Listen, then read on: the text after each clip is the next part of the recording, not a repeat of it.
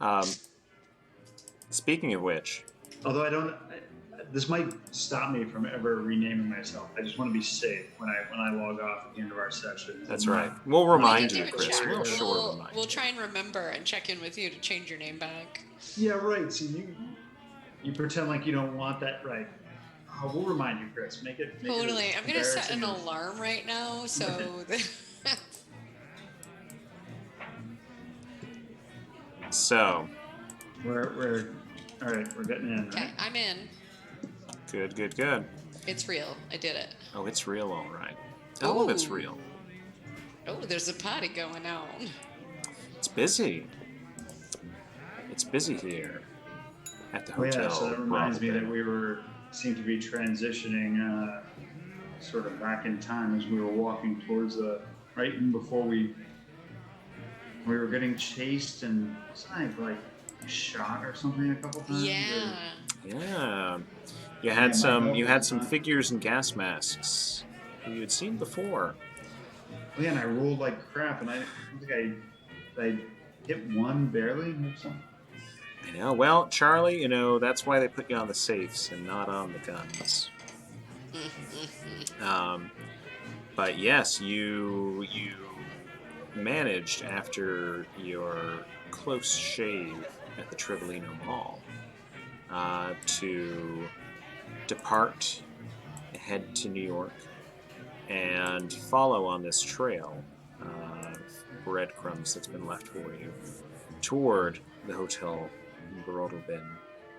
This hotel that Jacob had identified as existing yet not existing, and um,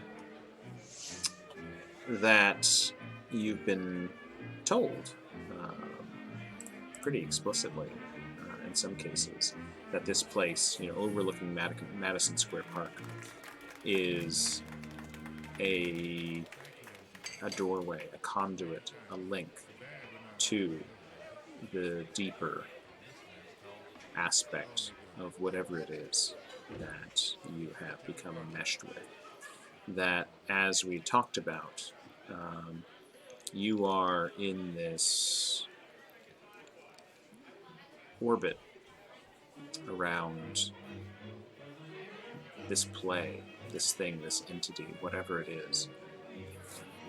And I'm going to turn this down a little bit. There we go. And you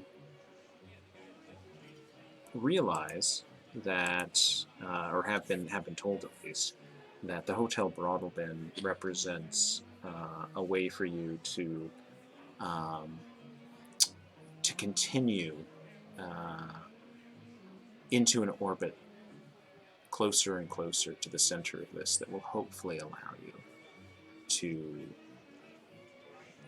not only break free, but maybe also answer this question of why.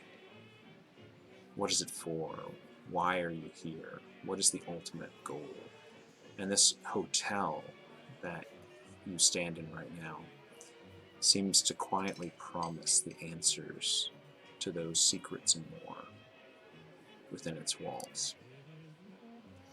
And so you've burst through these four wide mahogany doors, the peeling gold letter B's on the insides of the etched glass windows. Um, Past that ill-tempered valet who's lurking out front, and you noticed as you passed by him, uh, he had this small, thin, penciled-in mustache, not even real. Uh, and as you got closer, you saw his skin was sort of sallow and stretched over these cheekbones. He smiled his yellow smile as he ushered you in.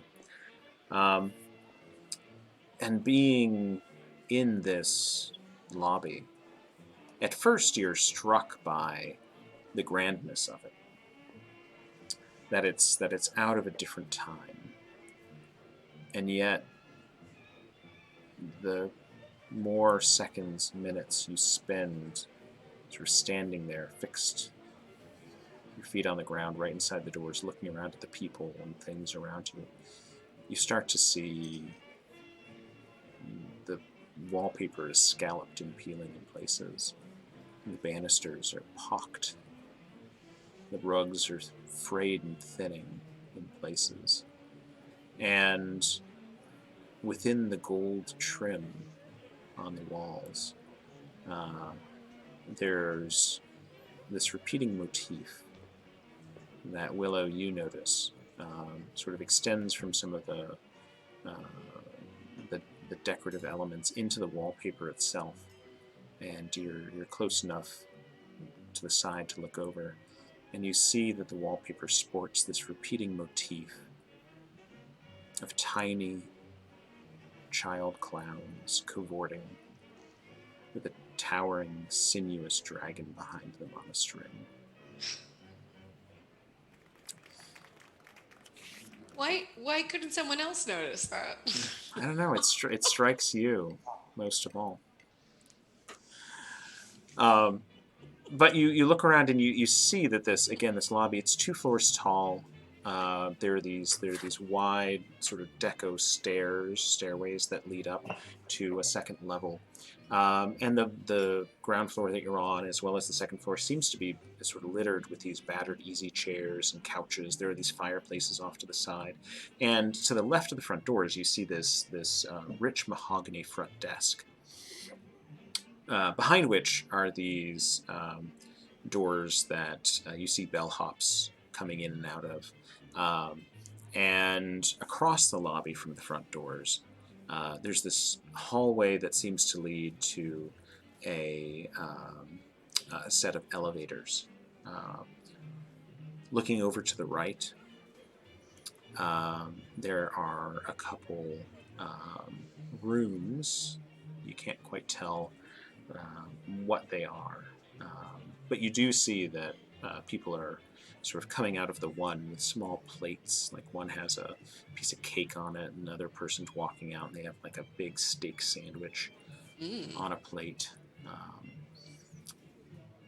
And you see that people are just reading books, papers, smoking, drinking, eating these snacks or these meals, sort of oblivious to sort of time of day. Because one person seems to be eating like eggs and bacon, another person's eating like this big steak sandwich. This other person is having like a light salad. Like whatever the meal time is, it seems to be blurred. And nobody is really paying attention to you. You can notice they all seem intent on talking to each other. Make perception checks for me. Alertness, sorry, perception. I'm in a D&D frame of mind. Make alertness checks. Yeah. Alertness? Alertness. Okay. Get myself out of the way there. Alert. Yeah, you are alert.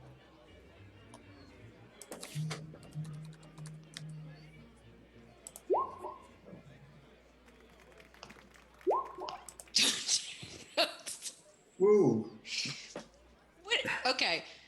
Paint a picture for me of what it means to fumble my alertness check in this moment.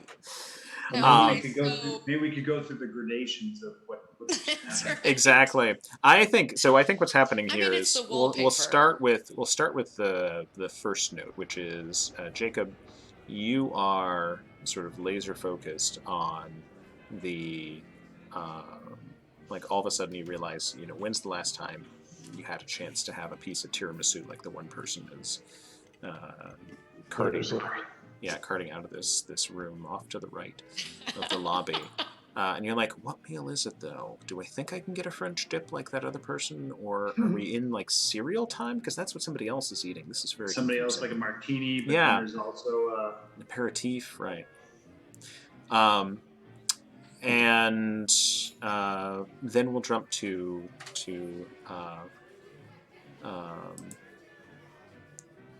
Charlie is looking, and Charlie, you see somebody whose face you recognize. You remember from that file, that French intelligence agency file, that predated World War II, but had gotten sort of absorbed into the German and then the American intelligence apparatus, and then found its way to Delta Green. That there's this person, this figure, Emmett Mosby, whose photo and Delta Green file had been inserted in this box of papers. And you recall that he was one of the individuals who seems to have been an original translator of the French version of The King and the Autumn. And he had sort of finished his translation and then gone off to visit the continent, as he told his supervisor, and then never returned. And you see him sitting across the lobby with a cigar, talking to somebody whose the back of whose head is sort of turned away from you. And the person who Mosby seems to be talking to, they're wearing a hard hat with like a miner's hard hat, because you can tell even from here it's like a dirty brown hard hat, dust all over it, and a big headlamp. It's not turned on.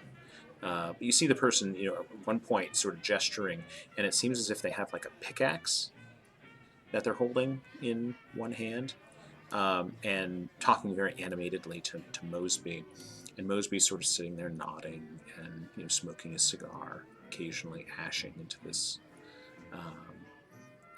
this tray nearby. And he's just sort of looking, and he sees you looking at him, and his eyes narrow. And he gives like a little nod, and then goes back to talking to this person. Willow, you are looking around, and all of a sudden your eyes alight over in the direction of the front desk, and there is this this person who is behind the desk, who from this distance you could not tell whether they were a teenager or a senior citizen. They Sounds sort of about right. look indeterminate, sort of lanky, yet with dark hair. But is the hair like heavily dyed, or are they young? But who could say? who could possibly Like, say? But he was sort of turning and was looking at something behind the desk. But then he sort of sees you, and he says, Miss Barnett, Miss Barnett, hello. Yes, we've been expecting you. Hello, Miss Barnett. Yes, over here, Miss Barnett. Over here. Hello, young or old person. Elma will be fine. Elma will be fine. Mr. Elmer. Lozette to these mooks here. He sort of gestures to these bellhops who are heading by him. You've been expecting me, you said? Yes, please. Over here, Miss Barnett. And he gestures you over to the desk.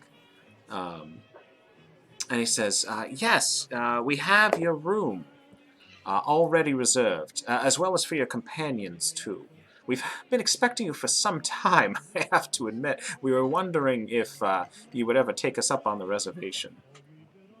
Oh, once we saw that steak sandwich, we were sold.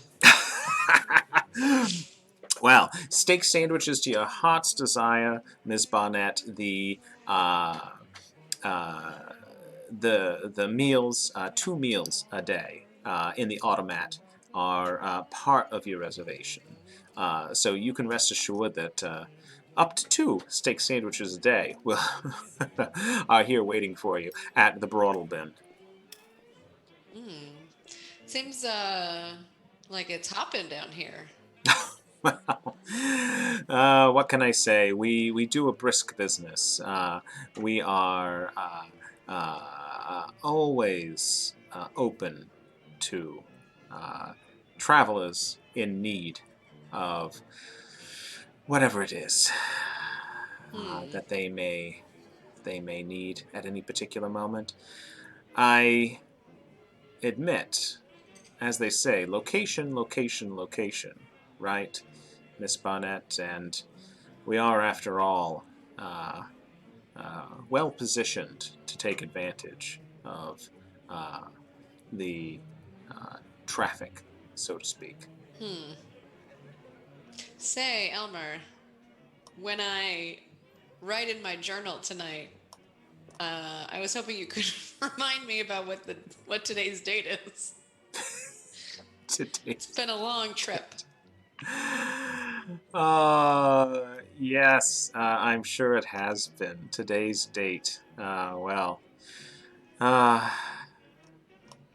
I think you'll find that time, well, and he sort of, there's a fly that's sort of wheeling through the air, but then comes to rest on the broad, sort of pockmarked surface of this mahogany front desk. And he's sort of watching it. He takes his thumb and he licks it. I think you'll find that he squishes it with his thumb and like squishes it into the wood.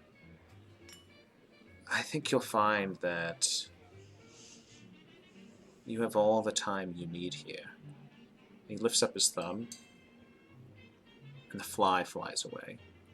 Oh. All the time you need, Miss Barnett. Your room is waiting for you. And he pulls out this old-fashioned key. We got your rooms on the 6th floor. We thought you would appreciate that.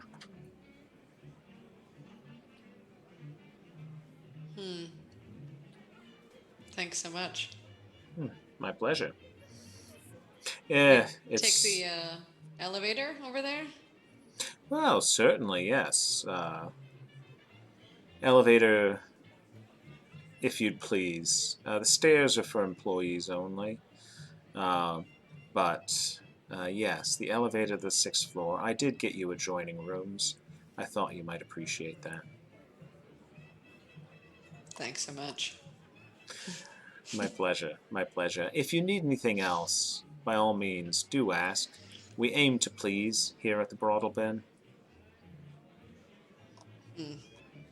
I'm sure we'll be seeing you again, Elmer. He's Is seeing it you, one of Miss those Barnett. old-fashioned setups where there's like essentially like slots for all the rooms, and there's mail in some of them, like Exactly. any messages for any of us? So you sort of wander over too, and he sort of looks over. Yes, yes, absolutely, Mr. Croker, and he hands over your key. And Mr. Hess, Mr. Hess. Oh, Mr. Hess, and he snaps. Captain Hess, absolutely.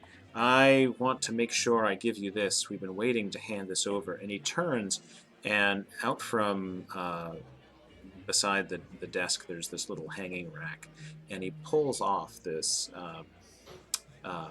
plastic-wrapped, like laundry, hanger with a laundry bag over it. Captain Hess, this came for you. Your uniform was martinized as requested. Uniform? Well, yes. For which service again?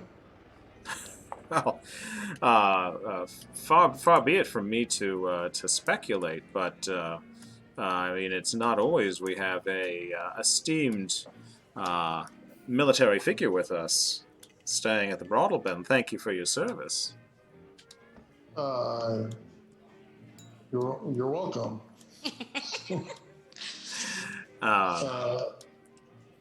He sort of hands it across to you.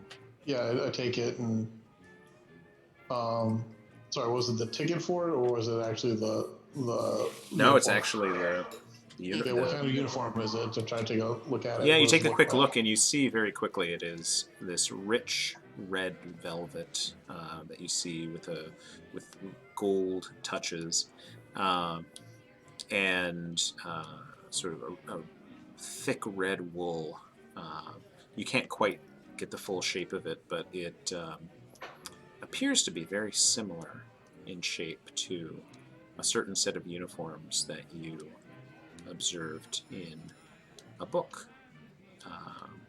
that you had been perusing on your drive to New York. In the history of The Russo... the German Empire. Exactly. And you recall that it was the Ithilian Grenadiers uniform. Oh, correct. I remember them now. Yes. Yes. Yes, Wait, it's sorry about that. it's a terrible thing, isn't it? A terrible thing to have so many of our young men taken from us. It's a terrible thing indeed. But fighting the good fight until the day is won. Right, Captain Hess? Absolutely. We must achieve victory at any cost. Absolutely. In service to the king. Absolutely. So, do you happen to know who's over there with Emmett Mosby? Oh. Well, yes, Mr. Mosby does get around a bit, but yeah, he is a bit of a more colorful character. That is Mark Rourke. And at that moment... Oh, no. At that moment, you... Oh no! You, He is back. I mean, I've never heard of him before, you sort of... There's this enormous guffaw, and you look across, and there is... Willow and Jacob certainly recognize there is good old Mark Rourke going, "Mosby, you son of a bitch! You did it again!" And he sort of reaches over, and you see there's this drink he has on a side table, and he sort of spills a little bit of it and takes a deep gulp, puts it back on the table. Well, he takes off this hard hat and sort of wipes across his forehead, leaving a bit of this like gray, ashy residue across his forehead. Back to the mines, as they say. And he picks up the pickaxe, puts it on his shoulder, and begins to sort of walk back to the elevators.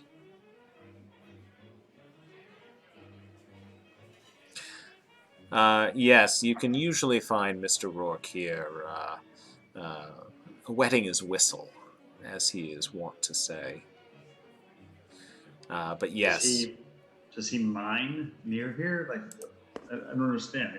He's got a pickaxe in that hotel? Well, I have to say, I mentioned to Miss Barnett, location is everything. And as much as the beautiful rooms above do serve their purpose, so too do the tunnels down below. And you see this For the record, sort of far away. So sort of far away look go into his eyes. It's easier for some of us to get down there than others, but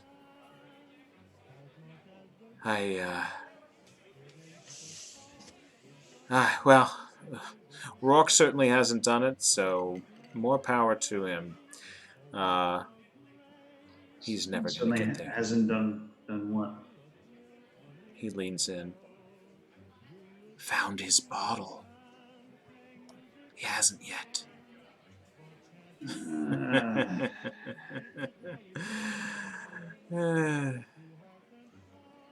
He looks over across the three of you.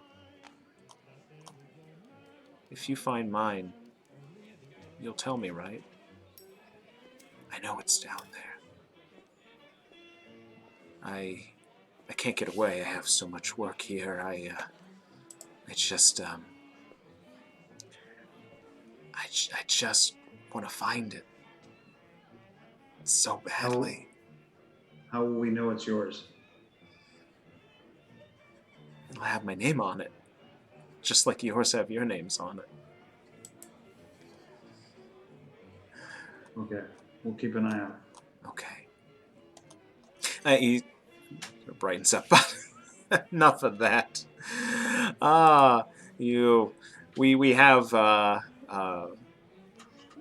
little bit of piano music to brighten the mood coming up later, so please feel free to join us for that. Otherwise, we have the automat open whenever you wish. If you need me, I'm here. Elmer Lozette, at your service. And he sort of turns away to move some papers and move some things behind the desk. I'm sorry, can you repeat his name one more time? Elmer Lozette. All right.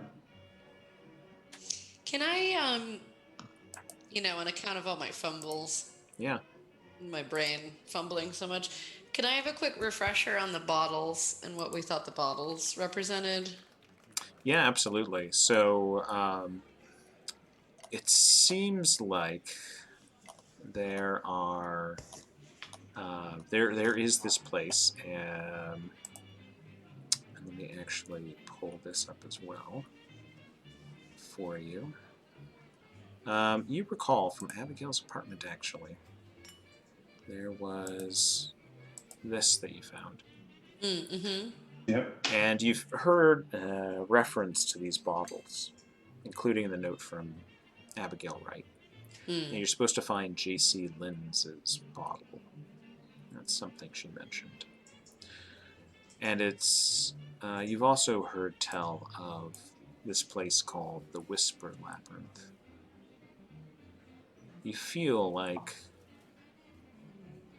it's a place you've, at least for Jacob and Willow, it's a place you've sort of come across or encountered, at least through cracks in the walls.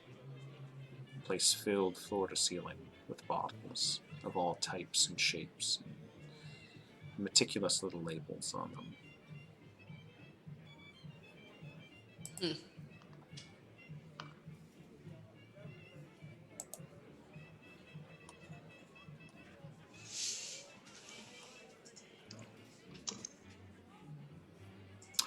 You're looking around and you see this balding, sort of heavy-set guy with wire-framed glasses, wearing a striped prison outfit, and he's wandering around the lobby. He just came down the steps, and he's sort of walking up to a couple people, sort of grabbing their arm and sort of asking them something urgently. And they sort of shake him off, and he keeps wandering around. He finds another person and begins to sort of harass them. They sort of shake him off. And you see Elmer behind the counter start to notice him and watch him closely. Oh, Mr. DeCraig is at it again. Such a shame. And he gestures to one of the bellhops, like snaps to him, and the bellhop comes over and he whispers something to the bellhop. Bellhop turns and begins to sort of stalk across the lobby after this guy. And you hear him yell after one of the guests he's just harassed. But I just want to be brought to the king! Why can't anyone just tell me where he is? And he sees the bellhop approaching and begins to, shriek and sort of move away from him.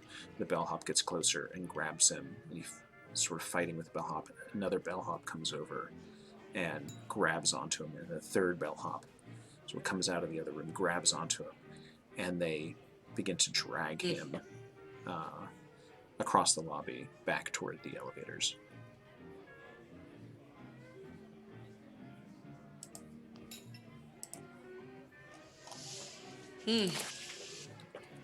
Sorry, can we tell who that was?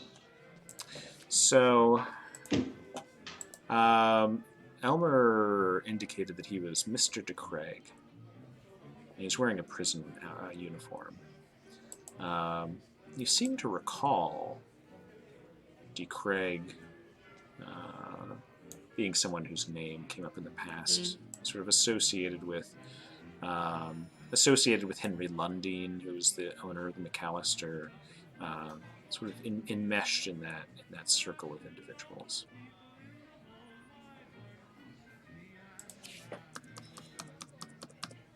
It's a real cast of characters here. Mm-hmm. The oldies but the goodies. All our friends. Mm-hmm.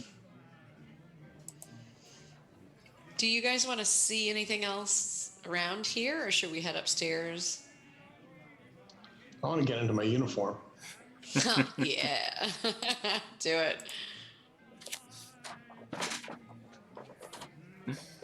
Fantastic. So you head back to the. I assume that his hat's in his hotel room. It's at the bottom of the bag. Oh. In a little case. Yeah. Yep. So you head over to the elevators, and inside there is actually an elevator attendant. So I should say, welcome to the Broadway Inn.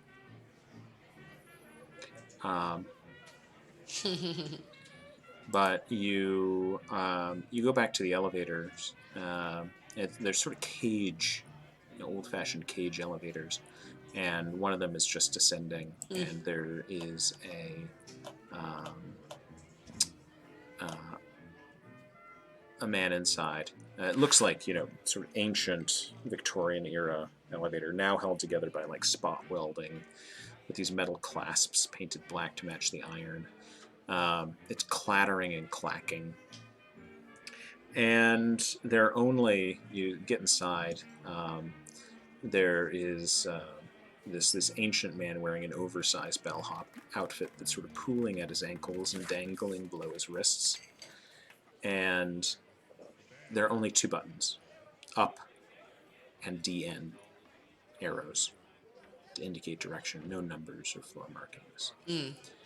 And this directional lever is a gold handle that can adjust the speed. And with a smooth motion, the sort of wizened bellhop rips open the door for you. Come on in. And hop two. What floor? 6, please.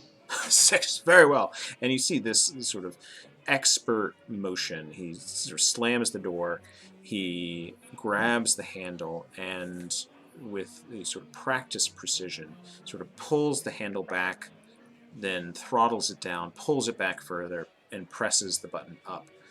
And the machinery sort of rumbles and begins to pull you upward.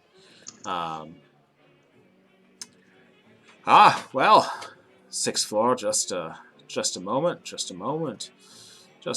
time. I'm Charlie, by the way. My mother called me Guido, but my name is Charlie. It's a pleasure. Nice to meet you, Charlie. Oh, yeah, absolutely. Hey, while you're here, if you ever need some friendly chat, feel free to come down to my apartment in the basement. We can have dinner. All right. You like a steak sandwich? I love the steak sandwich. It's great. Always get it with the dip. Okay. Bring your own. Bring your own sandwich or bring your own dip? So you're inviting us to dinner and we have to bring our own food? Would you bring the bottles? Is that... Wait, the bottle? Wait, what bottle do you have? Whose bottle do you have? Is it mine? Do you have my bottle? He's sort of getting close to you, and visibly, like, his jowls are shaking a little bit. He's like, wait, what'd you say about a bottle? We're looking for some bottles. Oh, We don't have your bottle. oh, okay. Yes. Yeah. Sure. Sure. Sorry, pal. Sorry, pal. Jacob, as you're sort of the two of them are engaging in conversation with Charlie, and you've noticed that you've been just traveling up floor by floor by floor by floor, and you at this point don't know how many you've passed, but you feel like it has to probably be more than 6. It just keeps going, going, going, and he says, "Well, if if you ever need to go down to look for years, you know you can just ask. Certainly can help you."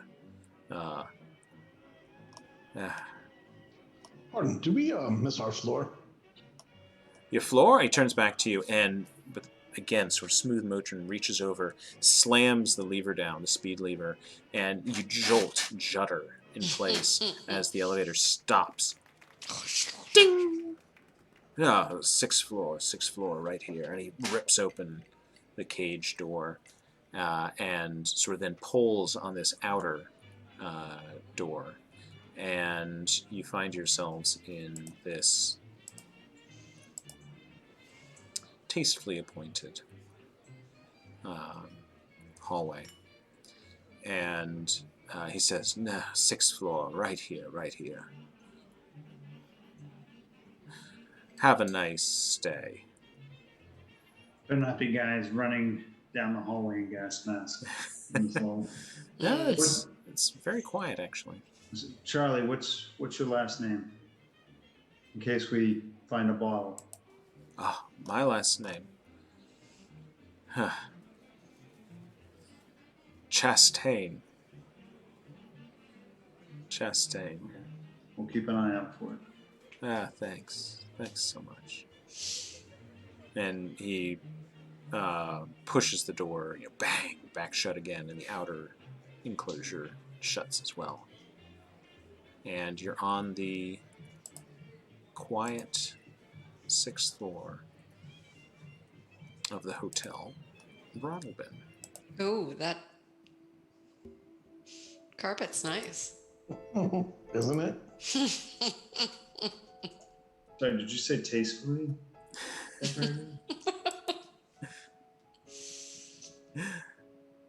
I did. In fact, this is the height of fashion. I'd be curious if I take my phone out. Like, am I getting any kind of signal in here? Right, so we're dressed in what we were wearing when we traveled Correct. to New York. Mm-hmm. Your Your phone. Yeah, Willow. It It's seems true, like that uniform. your phone needs a charge. I mean, If only we had the satellite phone, I'm sure that would work. It was bugged. oh. My phone is dead? It doesn't seem to be working. Okay. Cute.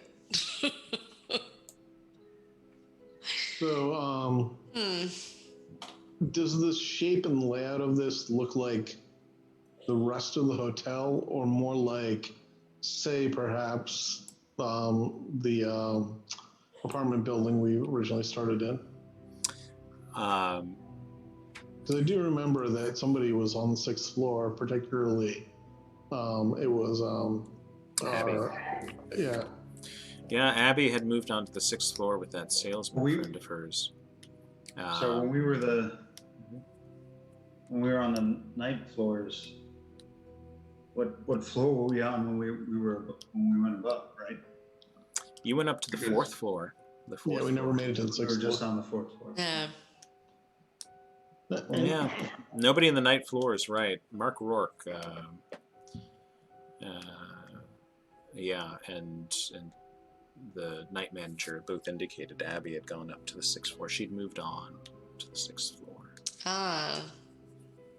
Okay. Well, it would be interesting. You probably would not want to do this, but going down to the 4th floor to see if you can find, see if it looks like what you remember, 20 years ago or whatever. Not until I'm in my uniform. Yeah, you walk down the hallway and you see that there are these 3 doors right next to each other. That you bear the numbers on your keys. 625, 623, 621 in a row, the same side of the hallway. And you open the doors, and Charlie, you're instantly struck the feeling of deja vu. Because the room you're staring into reminds you so strongly of that vision of a hotel room you recall seeing through that mirror-like window. Was it in a dream? Or was it real? When you were in that sort of terrible encounter inside the hotel room with Michael Whitwer and Elias Barbas. And you realize that what you saw through that mirror-like window must have been a room here in the brothel bin. Awesome. Sorry, when you Mr. Castaigne, right, said Charlie, I thought you said his name was Charlie. He said that he was talking to me, right? Oh yeah. He is, yeah. He said his mother called him Guido, but he went by Charlie. EY, but he clarified too. Charlie with an EY. Wouldn't want to get us confused. So can you remind me what I saw in the when I saw the room in the mirror? Was it just that, or was there something creepy happening that I'm not remembering? So you recall that there were things. I mean, I'll check my notes. But... Yeah, no. There were things in that other room. There was a typewriter. There was a let's see. What had you seen? At some point, a bunch of old materials. My notes. Yeah, a bunch of old materials in there, like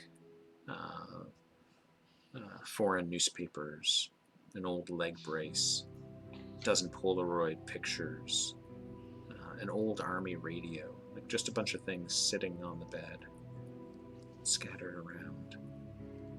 Things that didn't make sense to you. Just a collection of junk. So, but very clearly this typewriter with a page sticking out of it, a number of other pages sort of crumpled up on the floor around it. So I guess I checked I'd peer into my other 2 compatriots' rooms to make sure that they don't have anything the same, like right, that in theirs. No, in fact, they do not. I think, had I shown this to you? I put it on the, by the way, Charlie, this is the file, that old file where you found Mosby's photo. That's the old Duime report on the King in Yellow. But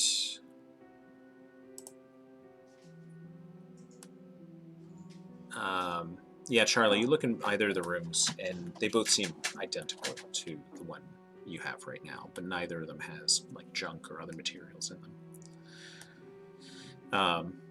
But when you do walk into your room, you do see that there is actually this crumpled up ball of yellow paper that's in the waste bin.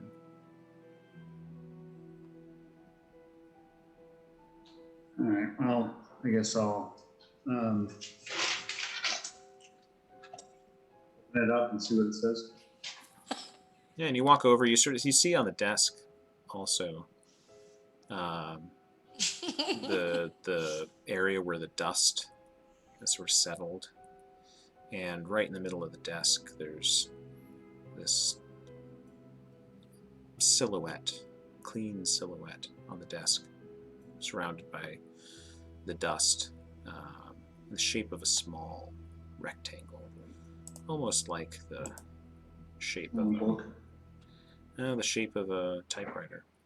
Oh. So if you'd like to read this, it's on the page. Miller, look then beyond the footlights of the moons to upturned faces lost in wonder. Why here? Why now? Casilda, so they might know the joy of the author's intent and the certainty found in the exit well deserved. The King in Yellow, Act 2, Scene 2.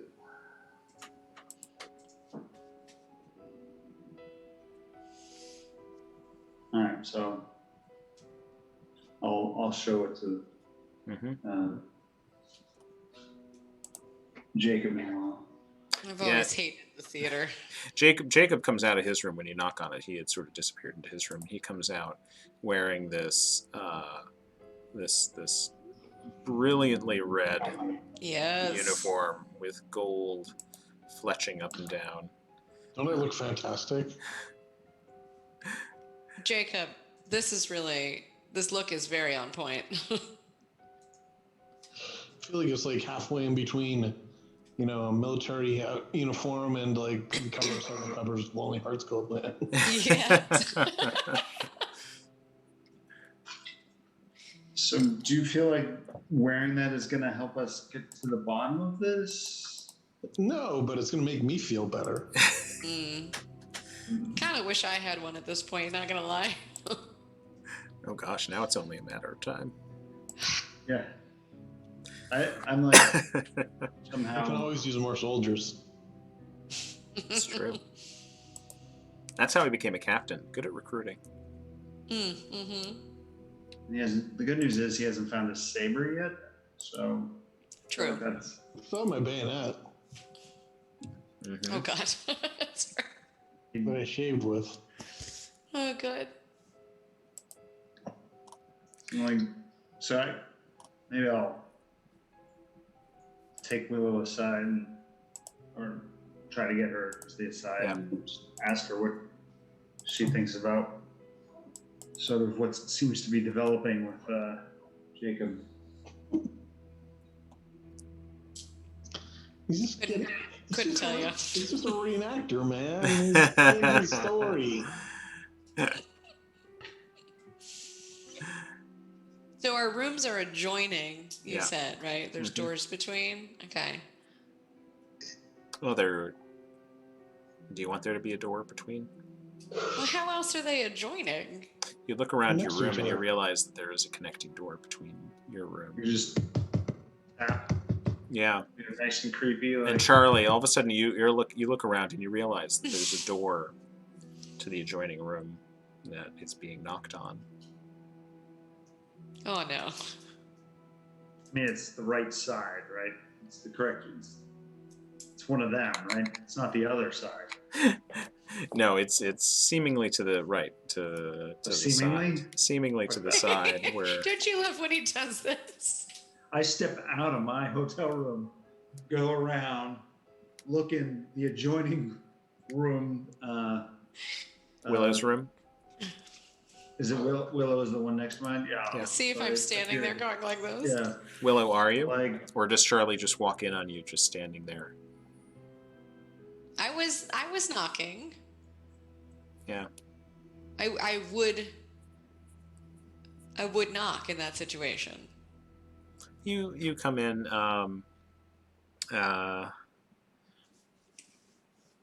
Willow, make a Fumble? make a luck roll for me.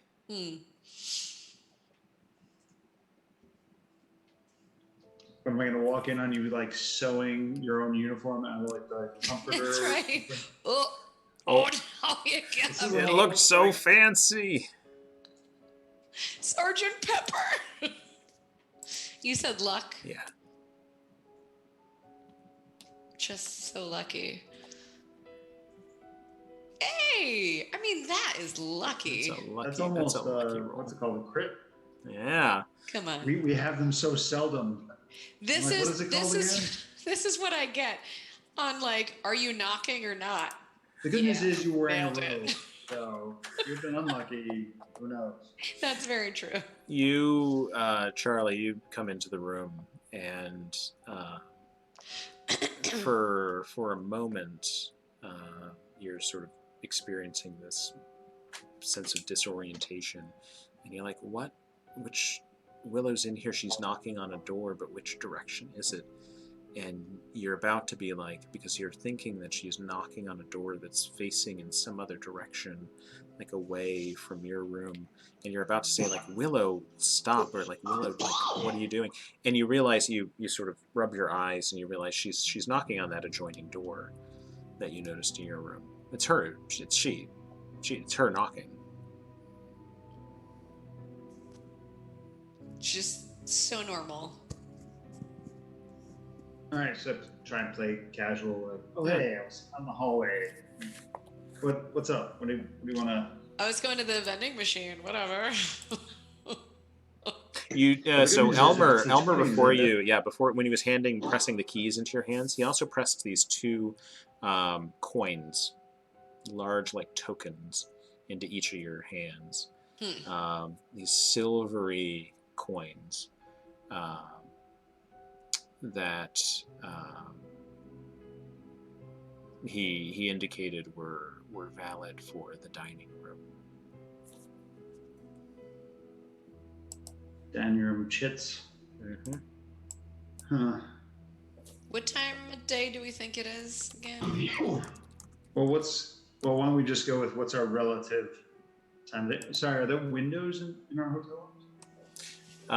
There are curtains.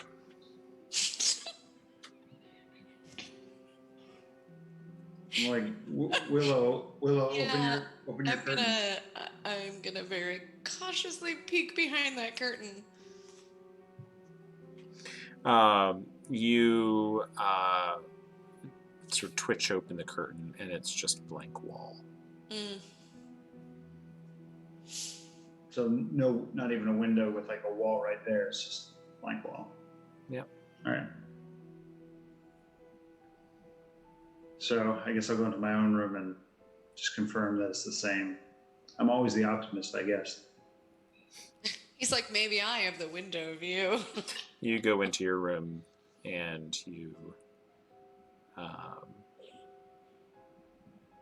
make a luck roll for me.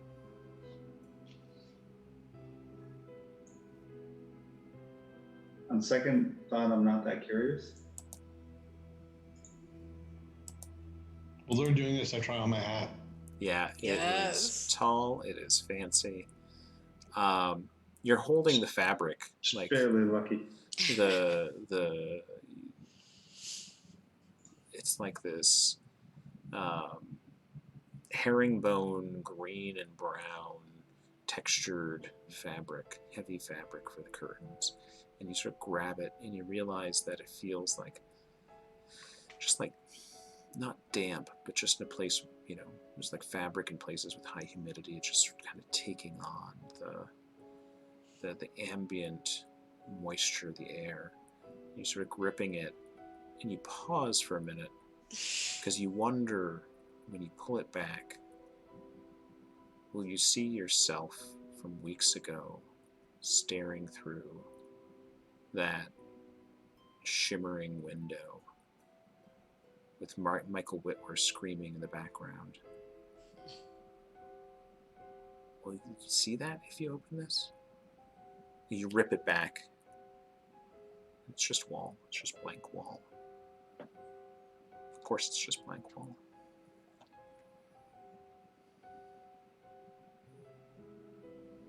It's just blank wall. It's always blank wall. Your hat is very jaunty, Jacob. Isn't it just? They did a lovely job on the on-site service. So it's nice and crisp, clean. And you Let's see.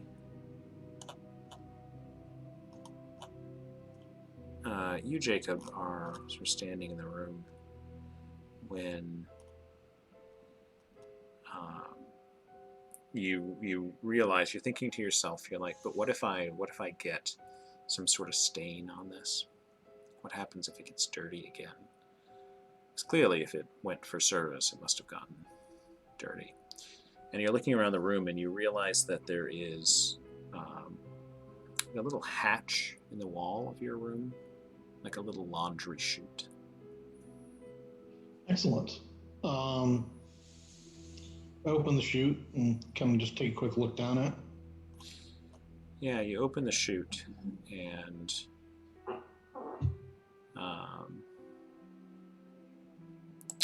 just a moment.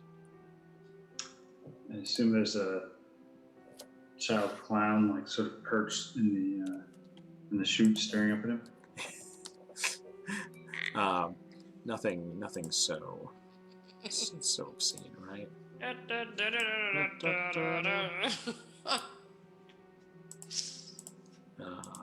Let's see. This is, in fact, what you see. Pull this up for you.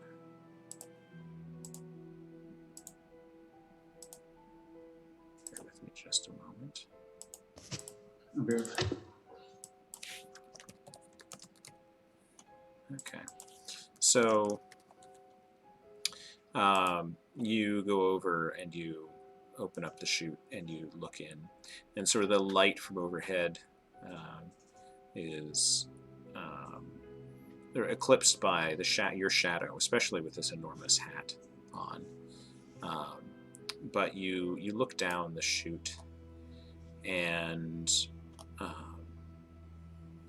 you, looking down the shaft, it's dark, but you realize that maybe there's some sort of light down below. You can't quite make out the sound of like machinery of some sort. Moving parts, like steam venting. And you're watching, and barely visible, you make out that picture that I've shared. Oh, great. There's a ghost white face with shadow for eyes, just dimly visible in the darkness. And you hear it whisper, "Come and see." Make a sanity check for me. Now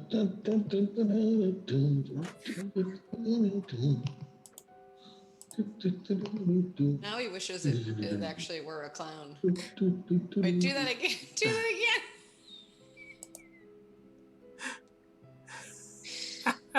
Do your arms again. I know you're pretty quick with the picture, the screenshot. So. I missed it. Whoa! My goodness. What is it? What is it? What is it? Whoa! My goodness. Oh no! Oh no! And that was the end of Jacob. 100%. So On the ball. Jacob, you are looking down there. You see this face. You're hearing this noise behind it. The sound of whatever it is. Maybe at first you thought it was the sound of like laundry equipment, something else. And then this face and the whisper, "Come and see." And as you back away rapidly, you realize that something barely visible, sinuous, and tentacular is coiling and sliding behind the ghostly face in the dark. Roll, and actually don't roll. You lose 4 sanity from the encounter with whatever it is that is waiting down below the chute. Boom. Yeah. So, Love that picture. Yeah. I love the silhouette too. The person there. This sort of beautiful uniform is not going down that chute. And you're backing away so quickly as the chute's door sort of slams shut that you stumble and fall like flat on your back in the room and give like a loud shout. And the other two of you hear this commotion.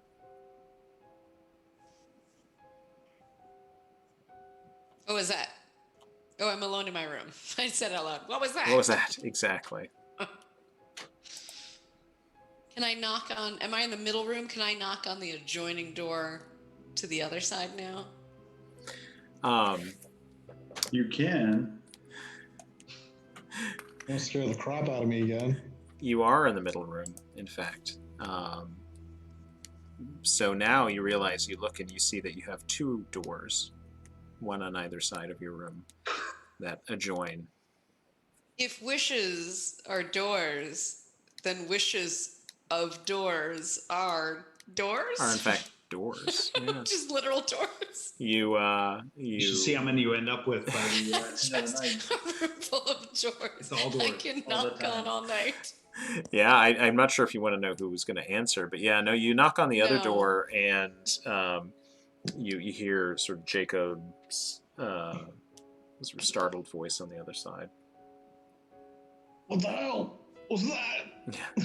And Jacob, you realize there's an adjoining door in your room. I go up to the door with the bayonet drawn and knock back. Jacob, it's me. It's Is Willow. everything okay? Did she knock back with a secret knock? Oh, yeah. The knock that you established before. Da, da, Absolutely. da, da, da, da, da, da. I don't think we established it before, so she doesn't know the secret knock. That's all right. Oh. I made it my own on the spot.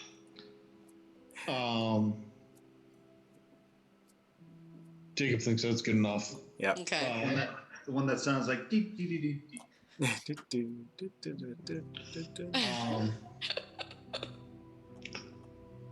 There's something in the laundry chute. Something insane. I can't even describe it.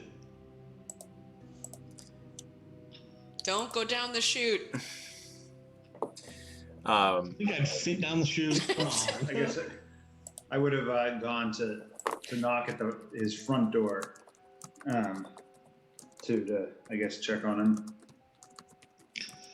He's just getting knocks on every door right now. Come on, knock on my door.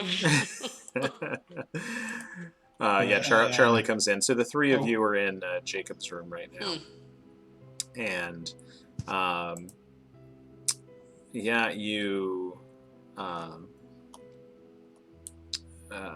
Jacob's telling you the story about some sort of face or figure down the laundry chute, and you realize that you as you three are standing there, that you just don't have a sense of what time of day it is, like whether you're hungry or not. What? I just had Druidcraft. Yeah, exactly. What So meal you should be having, other than good berries. Yeah.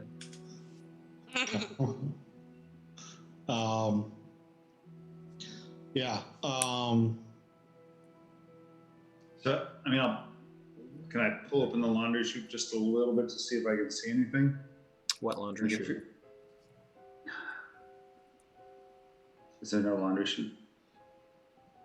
I cannot see a laundry chute. Laundry chute right there. Turn around and point to it, and is it there or not? I It's assume not it's there. not. Yeah, of course not. Did you take a nap? Maybe you had a dream? How would I take a nap in this hat? Fair question. He's got a Fair point. question. He's got a point. Point on his hat. I'm sure those guys slept on watch all the time. Maybe not. That's like those people with the women with the fancy, or men with the fancy hair, and you'd have to like sleep on that pillow that just like supports your neck, so that you have to keep your hair like immaculate. Yeah, right, Chris. You could I'm sure gesture. Jacob would find a way. That's right. He doesn't want to have to bring it back for being pressed. So. Right. So are you guys tired? Are you guys hungry? I don't even know. I can't even tell. I think I'm fine. You're not tired. You're not particularly hungry. This is worse than Vegas.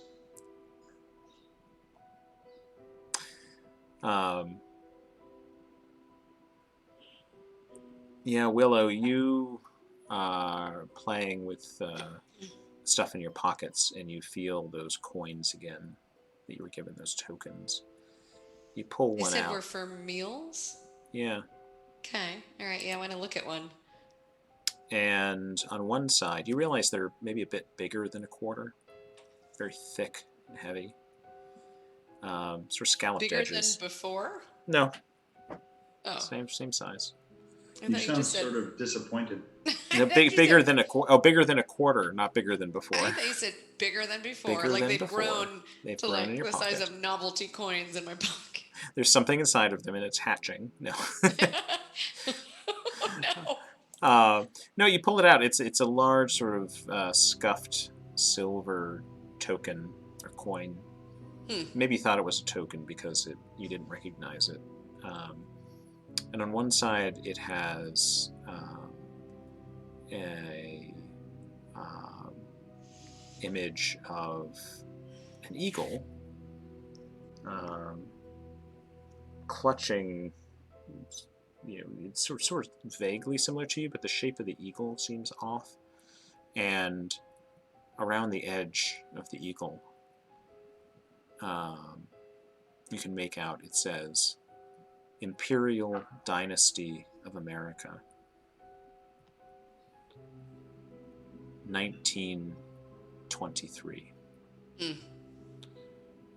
With the eagle. And on the reverse side, it has an image and profile of a man's face, and underneath EMP Castaigne.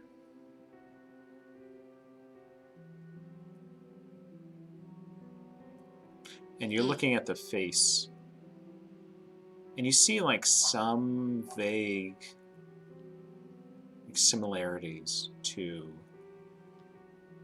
the features of the night manager who you met all those years ago.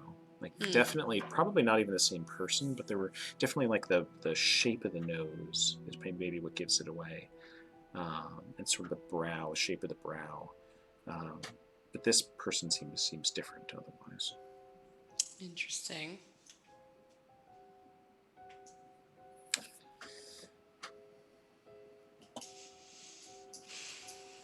Can I show them? Mm-hmm.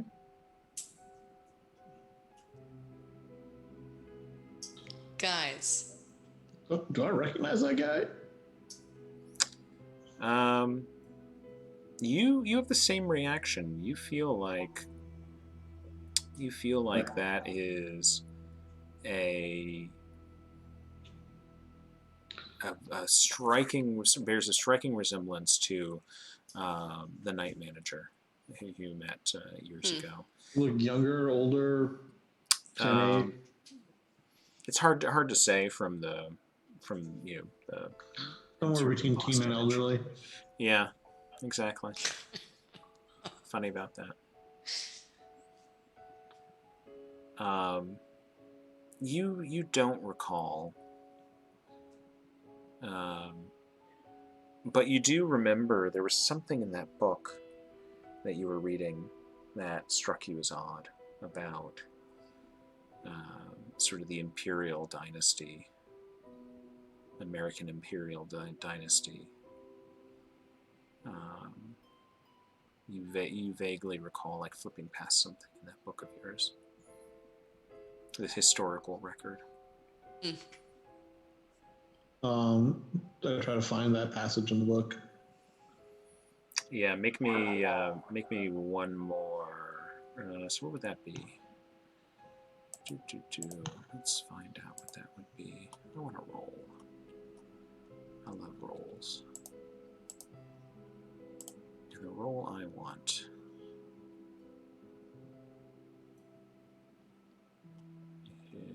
is a search roll. That seems appropriate. Hey.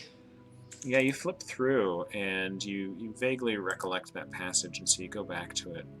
And it's a reference to, again, because this is about sort of Russo-German relations, but another foreign power. Yeah, you realize that it was something about how, like, at the time that this sort of whole issue was going on between Germany and Russia, with also with the Black Wind and the forces of Ithil, like it says that that Imperial America was going to sort of enter the conflict, but that there were issues with the abdication of the emperor in favor of a supposed true king who had claim on the throne of America. It just wants the whole country, huh? Mm-hmm. Excellent. And yeah, so someone from a that some believed was a pretender to the throne, but others believed was the true and last king, who had come from a distant land in the Hyades. Hyades.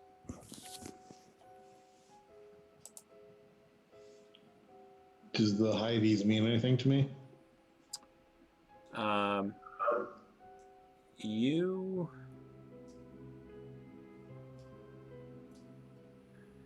Yeah, let's see. Does the Hyades mean anything? Does it seem like it's a name from another language that I might know? That I can't remember the name of right now. Yeah. Does it have that kind of ring to it? You know what I mean? Right. Give me a straight intelligence roll. Straight intelligence. Oh yeah, baby. Here it comes. Well, me oh my. We got 101 in the same night. Wow. You recall. It's pretty What a incredible. roller coaster experience. You recall. Not even in the same night, the same sequence. Whew. Dropped the ball. You recall that the Hyades is one of the best studied star clusters, about 150 light years away from the sun.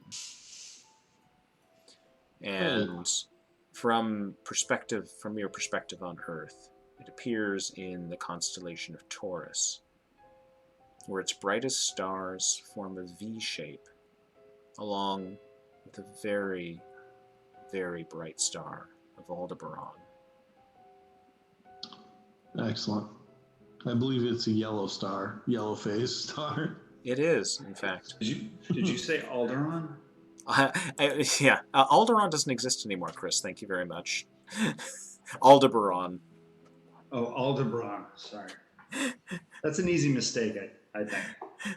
Alderon's been blown up for decades now. Yeah. But yeah, it is a yellow star. Wonderful. Mm-hmm. Exactly. Intergalactic space. king wants to take over all of America and probably the rest of the world. And we're not going to stop him. Seems like. This crack team of ours. Uh-huh. All right. Cracked team. Yeah, this cracked team. Yes. Speaking of indeed. which, you've sort of staked out your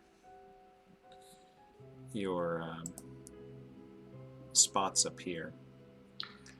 What would you like to do next? Should we take these coins out for a spin? Well, Use them for a steak sandwich. we could do that. We could see if we could find what's her face on this level. She might not be here now, but Just bang on doors. I mean, come on. You never know what we're going to find that way, and I don't want to find some stuff. I mean, you opened up the laundry chute, so What laundry chute? He has a point. Is there anything like a phone or anything communicative in any of the rooms? There is a phone. And Just going to end up talking to yourself. Oh, God, I know. I know. You pick up the phone and it automatically begins to ring, and it's you're sort of connecting down to a familiar voice. All of a sudden you hear Stop, no. no. You hear it's Elmer Lozette. Hello. Yes, how can I assist you? Front desk. Oh, hi, Elmy, baby. Yes, Miss Barnett. What? I panicked. I didn't think anyone would answer. Oh, well, I'm always here to help, Miss Barnett. Not to worry. I'm always here to help. What can I do for you?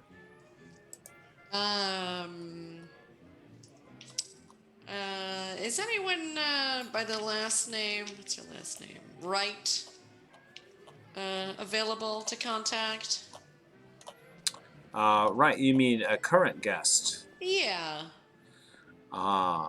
Just a moment. Thank you. You hear him flipping through some papers. And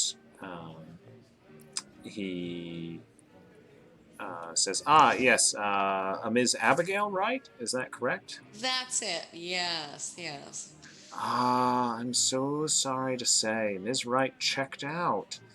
Unfortunately, I believe her and Mr. Linz checked out on the same day. How long ago was that? Oh my goodness. It looks as if the numbers have been smudged. I'm sorry, Miss Barnett. It's hard to say. Ugh, I hate that smudgy ink. they haven't. But they didn't find their bottles. Oh, well, is that Mr. Croker? Yeah, you can tell Mr. Yeah, Croker. He's standing right here. Right. Yeah. What did he say? I believe, I'm not certain about their bottles, but I am aware that they each received invitations, you see. Invitations to the masquerade. Okay. The same invitation that we saw Ian de Craig received. Right, exactly. You would have, you saw that invitation, exactly, that de Craig received. His lost invitation. I gotta ask, Elmer, have you ever heard the name Getty, Vic Getty? Oh, Mr. Getty, yes, absolutely, yes. Yes, no, Mr. Getty as well has checked out. He's no longer with us, but we had a wild time. You should have seen him down here. He actually was tickling the ivories for a number of the guests, and we had quite the hoopla here in the lobby. I was half worried the constabulary might show up. Yes, Mr. Getty. About Jack Travern? Jack Travern. I don't remember him. Let's see. Cold. That's cold, man. No, Guy who I. saved your life. Oh, you probably want to black that out. It looks as if we're holding a room for Mr. Travern. I don't believe he's shown up. He hasn't appeared yet. Interesting. Seems like the clock in my room isn't working. Can you tell me what time it is? Oh, it's a terrible shame. We always try to make Smudge. sure that. It's all smudged. It's just... Yeah. I do believe that you don't have to worry. The dining room is still open if you need to be down there, and otherwise full services across the board. I'll see what I can do. Perhaps one of the bellhops can come up and bring a clock to your room. Thanks so much. Is the dining room on the ground floor? It is, yes. All right, so we can. What if I wanted to ask about where I put my dirty laundry? Oh, your dirty laundry. Well, we do have on-site service, of course. So I'd be happy to take any articles of clothing you need martinized down to the staff in the laundry room. We prefer to handle that as an intermediary. Okay, thank you so much. Miss Barnett, by the way, if I can ask, I feel like you and I have a connection. Yeah, I feel like that I too. can ask you, Yeah.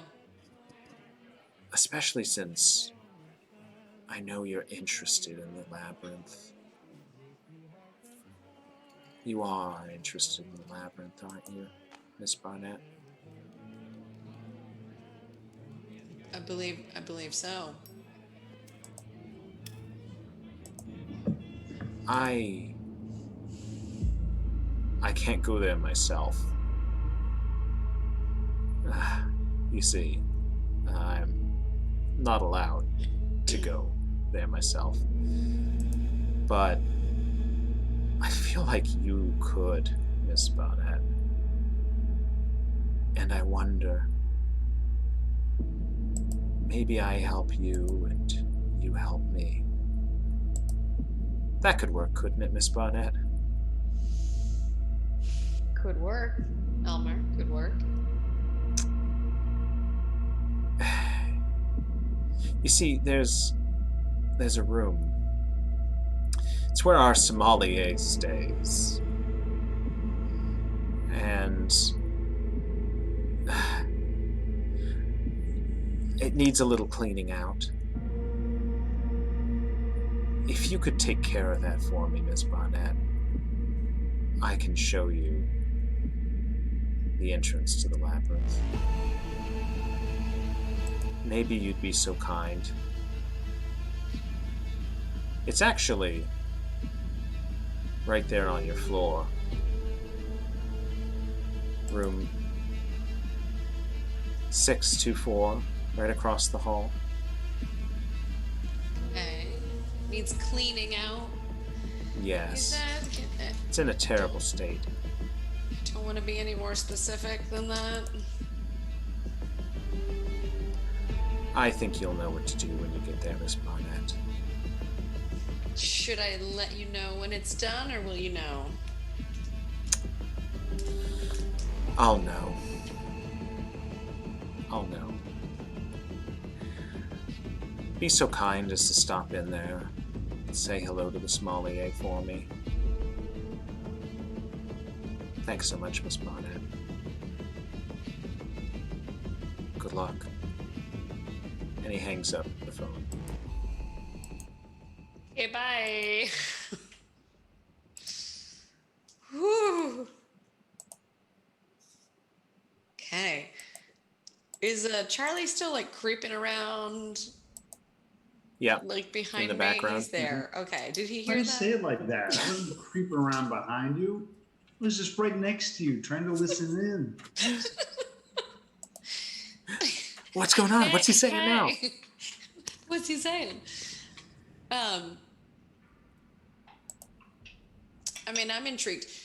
Did the labyrinth, his reference to the labyrinth, trigger anything for me? Yeah, you've been hearing references to it. It seems like it's this location, this location that was referenced. Let's see. Was it in the note? Yeah, here. So, referenced in this note, and other places you've seen it referenced. That's right. Find the hotel, the labyrinth, the author's bottle. So you feel like at this point you understand that the hotel is the Hotel Bromelin. The author is this man, J.C. Linz, who Elmer has said has actually gone on to the party, the masquerade with Abigail Wright. But his bottle is somehow important, and it seems like his bottle, based on this, based on what else you've heard, based on that odd note that you had found in Abigail Wright's apartment years ago.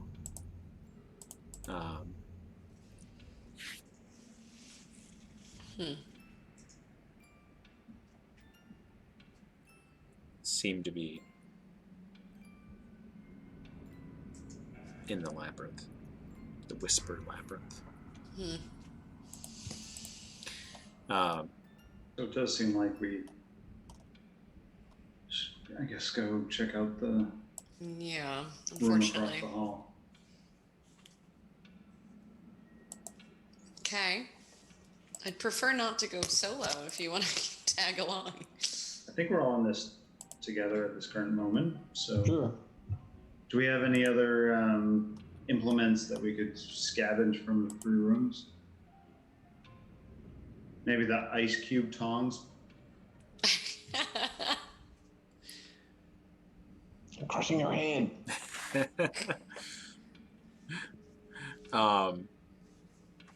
Yeah. What are you looking for?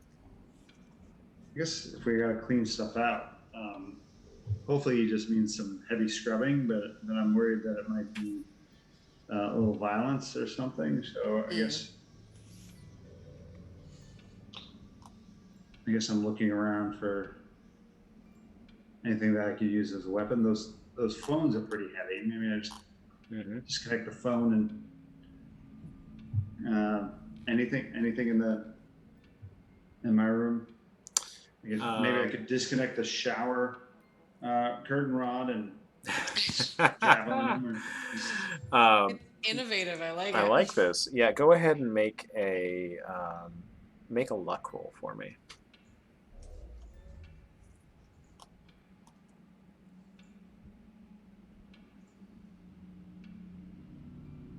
Oh, there was a pistol right on the floor in my That's right. my hotel room. What are the chances?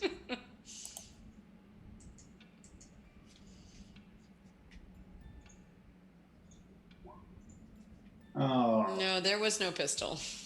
As it turns out. There is I that can't even phone. disconnect the shower rod. No, it's bolted to the wall. Unfortunately, but you do realize. I mean, you could take the phone if you wanted to disconnect it. There's you think you could probably manhandle the port chair in the room and maybe pull off one of its legs. It screams when you pull off its leg. It spouts blood. I'd like to be like one of the superheroes. Like if the little book kept on recreating, I'd just keep on throwing at the things attacking me. Sure. There's copies of the book over and over again. Never-ending book shuriken. Yeah, exactly. Yes. I've gotten so good over time that I slice Bury through them. things. Yeah, that's right. Lots of paper cuts. Maybe I'll just. Is there a Bible in the nightstand? you open up the drawer, and there's a book in there, a black leather-bound book. You pull it out, and it says on it, Leroy and Jean. It appears to be a copy in French of The King in Yellow. Is it heavy? Yeah. All right. I'll take it. It'll do. All right. Excellent. Let's go. All You right. got that bayonet ready, Jacob? I sure do. All right. Maybe we'll go single file behind the soldier. Cross Fantastic. the hall, 624. Knock, knock, knock. There's no answer. Kick, kick, kick. Yeah, you turn the handle and it's actually unlocked. That's the easier way to do it, I suppose. Bless you. Sorry. You open the door, Mute in time. and it seems like it's a room just like yours from across the hall. Identical. Nothing out of the ordinary. Not that you can see from the hallway. You know, it sort of goes around the side to where the bed would be. Going in? All right, we're going in. Like we roll in like Charlie's Angels. Yes. You sort of burst through angles to covered. exactly, and you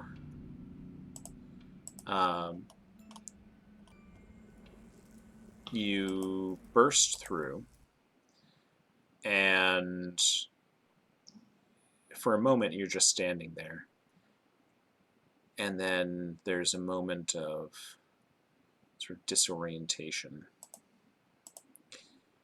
And you three are in a small, like, nondescript gray room. And there's a metal table between you all. You're sitting on these metal chairs. There's a fourth chair in the room at the table. And there's a two-way mirror on the wall. You realize that it's like an interrogation room. And you're sitting there, and you have these little cups of blue, little blue paper cups, like bodega cups of coffee on the table in front of you, and a couple of half-empty Snapples, or half full, depending on how you look at it. And you're waiting for a moment. Trying to focus on the positive. Are they half full? And you're waiting there for a minute and kind of looking at each other, and then the door opens, and Agent Marcus walks in. And he says, sorry for the delay. I was just making sure the higher ups were ready to move on the McAllister. We got it all taken care of, like case closed. We have the tape up. It's been surrounded. We're calling it a gas leak. Like, we're gonna get that place turned over, condemned. Like, those people fought tooth and nail to be brought out of there, but let's just say you did good work. You did good work. We got this in time. It's over. And you realize it's the debrief from your 1995 mission, back when you had escaped the night floors. And Marcus is sort of looking at each of you. Well? And he looks at you, Willow, as there's this like long, awkward pause. And he sort of leans over and he whispers to you.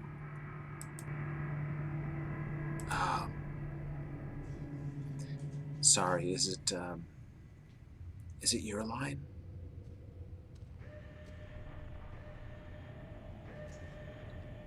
And he looks over at you, Charlie.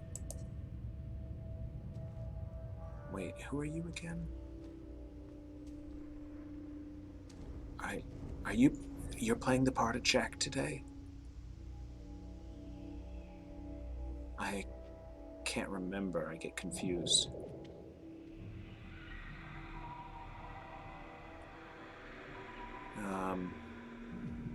Hold on. I'll go get my script. And he sort of pushes back his chair, which screeches loudly on the floor. It's metal feet. And he sort of wanders off to the door and opens it and it closes behind him. I like how you took yourself off mute to go and then put yourself back on mute.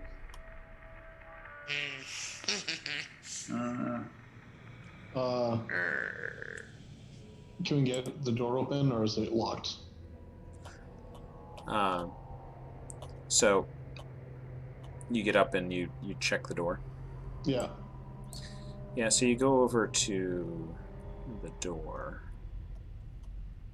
and just a moment.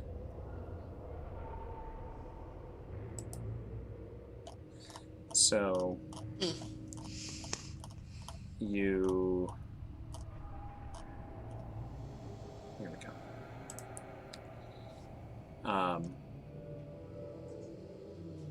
You're about to go over to the door, and you notice that sort of in one corner, like right above the door, there's this little camera that has a blinking red light on it.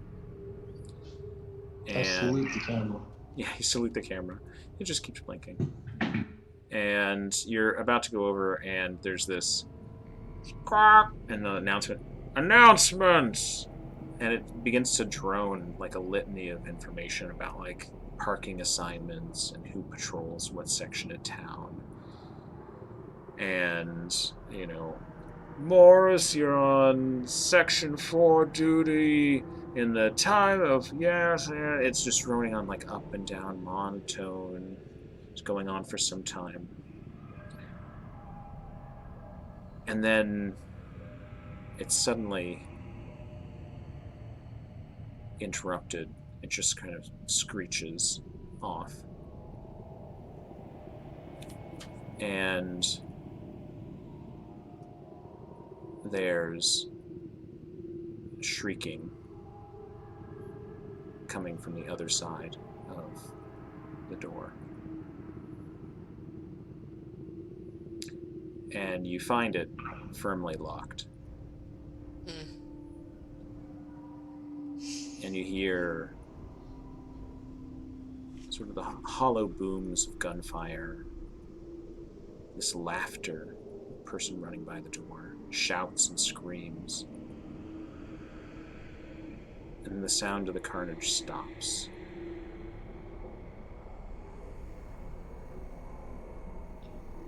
And yeah, go ahead. Any like blood leaking in under the door or anything? No. Any But then you're standing at the door, and you hear someone on the other side of it, and they're singing a low song. Yeah. And you hear the doorknob sort of jiggle.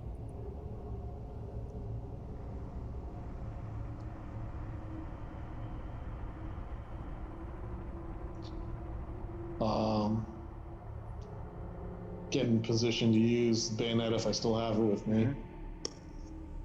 Maybe we pick up those aluminum, those metal chairs. Mm-hmm. And we could try and throw it through the observation window. Mm-hmm. Anyone? Anyone idea? Should I like make universal gesture of throw the chair through the window? Should I? I'm Sure. game. Absolutely. So there's at the door, the jiggling of the doorknob stops, and you hear a voice, Jacob, whisper under the door. Jacob, you've been invited. Come. I really wish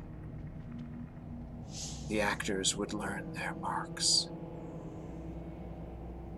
And there's a slight giggle, and you hear sort of the giggle grow faint as the figure moves away from the other side of the door.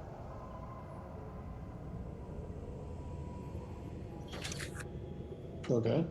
It's still locked. Did the chair go through the window or not? Yeah, so you're gonna smash that. Yeah. Give it a try. You hit it, sort of resounding smash, and the glass like shatters. It sort of cracks. Willow, are you also wielding a chair? Is that what you said? Yeah. I mean, I saw the universal gesture. Gesture of get a chair. I couldn't stay away. So you give it a wallop. So you're second chairing the attempt. I know. I'd like Second- each of you to second make strength rolls for me. A chair roll. Chair roll, melee chair, You said strength. strength. Strength.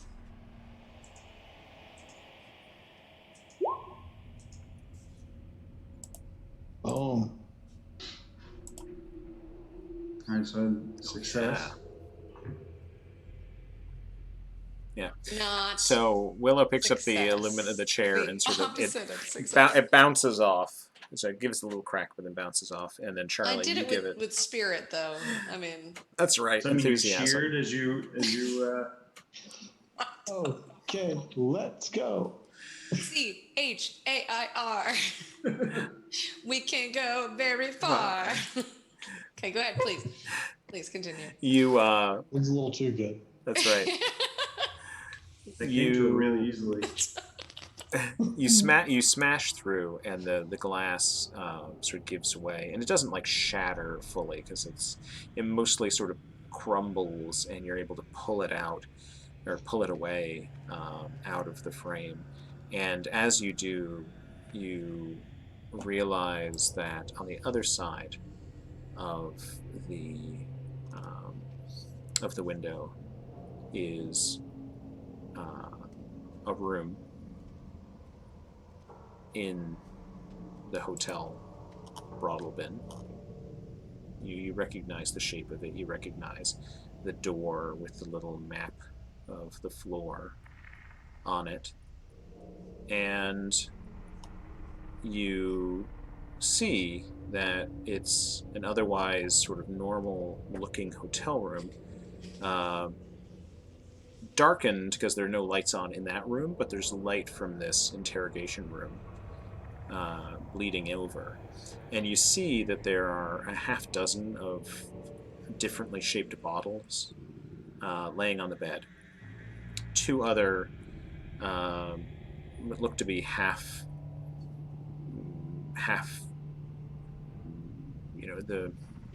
I guess it makes more sense to say there's this strange chest high machine that looks like a lathe, like a specialized lathe, kind of what you'd turn chair legs on. But gripped in the lathe is this glass bottle, and the machine is spinning right now. And there are these shaved glass fragments that are falling off onto the floor.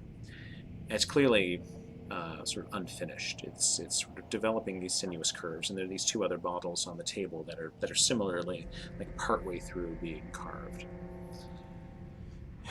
And it's again just sort of spinning as the machine sort of automatically shapes the curves of this bottle. but that's what you see in this room. And any names on the bottles? Are you going to go over the lip of the window into the room? Kurahi, indeed. Mm-hmm. So, and Charlie and Willow, do you also? Yeah. The only way out is through. Absolutely. I'll definitely climb through. Yeah. If So, wishes are doors, then windows are. Nightmares. mhm. Thank you. Yeah. You come into the room and you see on the bed that those bottles do have labels on them. And They're us. what's that? They're us. They're us. No. They're you. No, actually, they're not. That would be too easy. It'd be too easy, That would be right? You don't recognize the names. The ones on the table don't have labels on them. Jacob and Willow make intelligence rolls for me. This should be good. Just kidding. I mean, obviously, gonna ace it. Ooh, fire. Well, this'll be a hoot. Critical fumble. I mean, we still have to roll just to see, right? Willow, your attention is drawn by this large picture on the wall. This painting of a strange old French villa, and you're looking at it because you realize that you kind of make out a figure who's standing on the second floor at the window of this villa. You're trying to look more closely at it. And Jacob, you're watching the bottle, though, and looking at these sort of partially carved bottles, and you realize that they have been sort of shaped out of like very thick, solid-sided, like cylinders of glass. And you recognize, like, it triggers a memory for you back to the Dorchester house of these glass cylinders that Dr. Friend had on a cart that he'd roll around. And they contained the Patsu. And these, of course, are empty, but you realize it's the waste not, want not. Like these bottles are being repurposed from those containers. And then suddenly there's this bang from behind the painting that you're looking at, Willow. And it sort of swings an inch sort of away from the wall, and you realize it's attached to the wall on a hinge.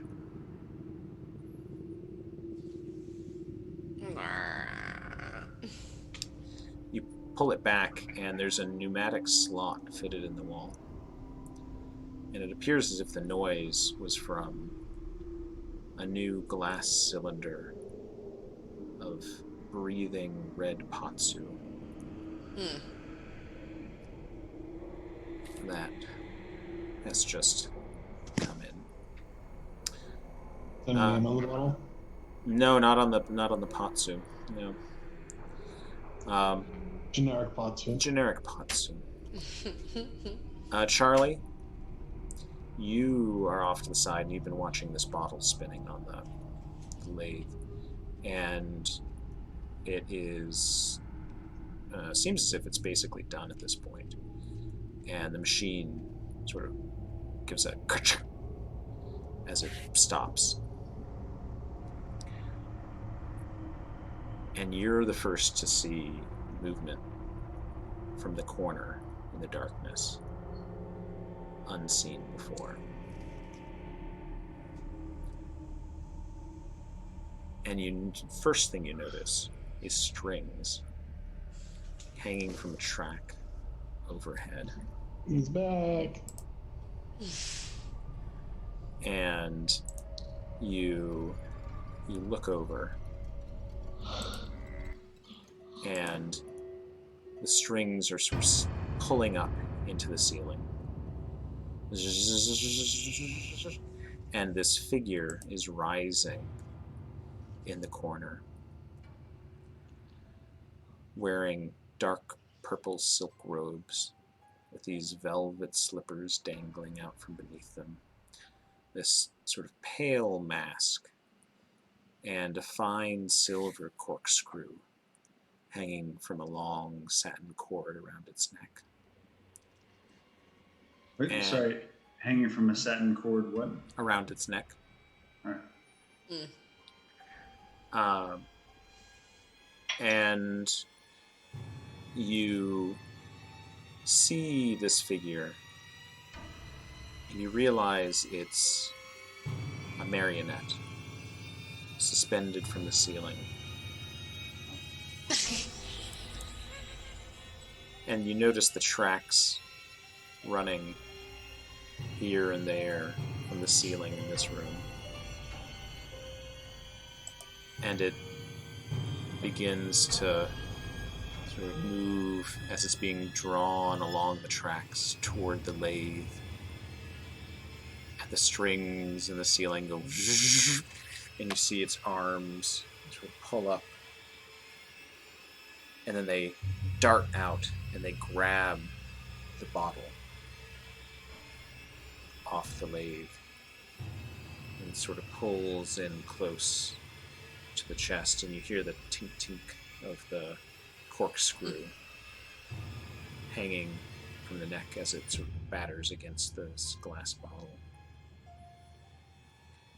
And the head is just sort of lolling from side to side. You swear it's sort of looking in your direction as this thing sort of swings back and forth from the ceiling.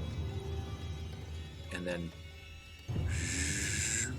it begins to sort of move toward the door, and pauses for a moment, and turns, and the head sort of swivels and looks back towards you. And it points into the bathroom of the room. And then the door opens ahead of it, and it whisks out into the hallway.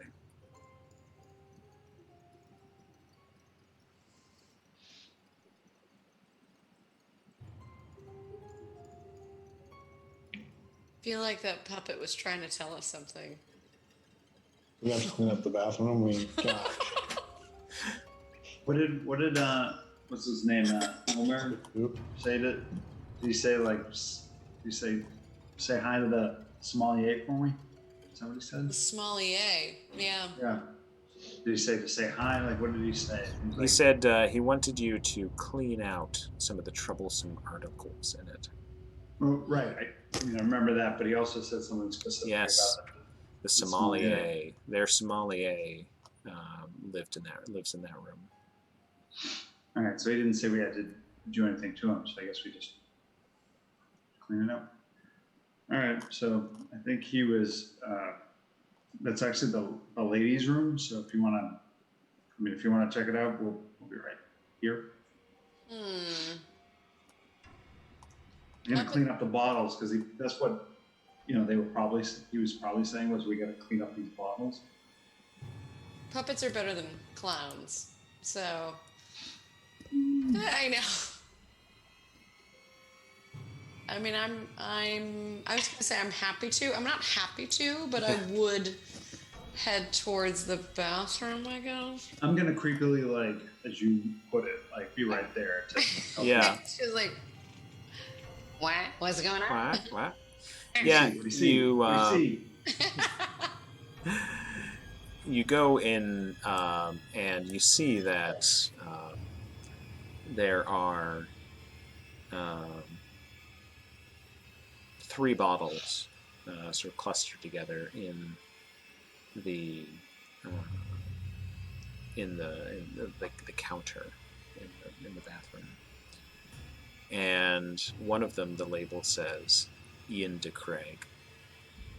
The other says Asa Darabandi.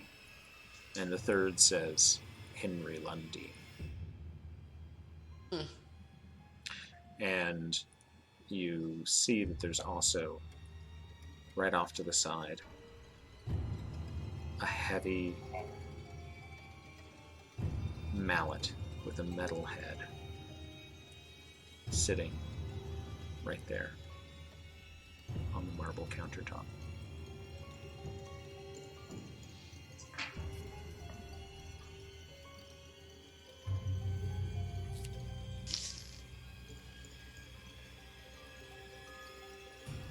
I mean, Charlie. Wait, what's that, Jacob? Yeah, so we got the option of taking the bottles, breaking the bottles, or I don't know if we have a third option. Sorry, was Lundeen bad, or like Darabandi was the creepy guy, right? Darabandi was the architect. Right. Lundeen was his employer, and de Right. Craig was involved in their circle somehow. Right.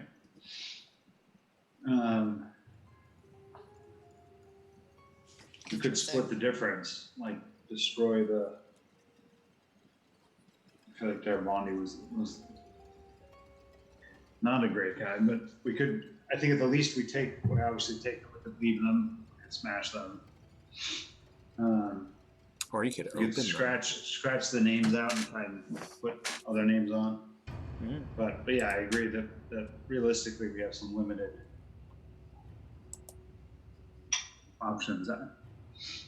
Right now, we don't know if the only way to get through is maybe we gain some power by having these bottles. So I guess I would say maybe we don't smash them. We definitely take them with us and protect them. And I think maybe we could Negotiate for our bottles with their bottles. maybe, yeah, exactly. But maybe we take the mallet too as a nice negotiating tactic. But I think we take all the bottles from here. Do we smash the machine? I mean, even that could be counterproductive. Yeah. We don't know what the parameters are. I don't think we smash maybe we take the fully formed bottles and don't smash anything. I know. As satisfying as it would be to smash some things right now, I might wait on the smashing. Well, we can follow up with Elmer, and I think we'll get feedback from Elmer if we take them, don't smash them. And he wanted us to smash them. I feel like he would give us that feedback. We can always smash later, right? We can always smash later. You can't Always unsmash. Right, Or, you can't. I don't know. Time is very fluid here. That's so true. It's fair. Elmer's gonna call, the phone's gonna ring, and it's Elmer, and he's like, "But here you can unsmash." Unsmash. Smash or unsmash. Silly. All right, we're gonna try and take this stuff with us then. Yeah, I think we take them all, All right. right? All the ones that are finished with even the names we don't recognize. Yeah. Right? Yeah, so you gather those up, and who takes them and who takes the hammer? I think I'd like to take the hammer, but I'd be willing to take the bottles if somebody else wants to take them. I can take some bottles, as many as I can. Maybe we could use a towel, right, or a sheet to gather them up in a bundle and. Nice. So you gather those up, and then what do you do?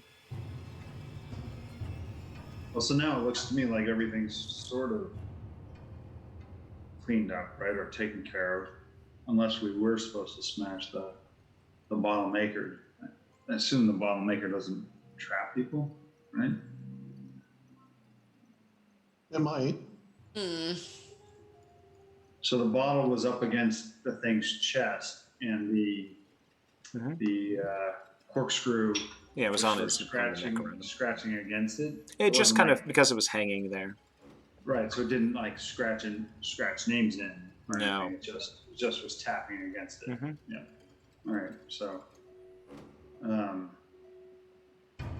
I guess I don't know which way to go.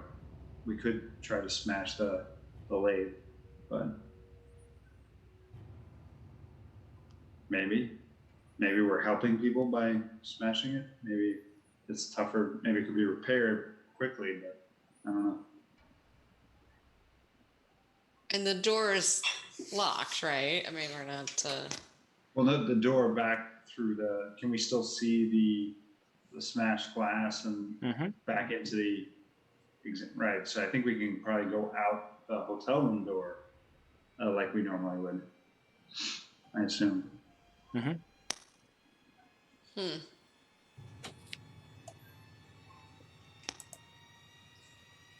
And I mean, that would be you're standing over fascinating if we near that door, and you actually see. I think it's probably you, Charlie.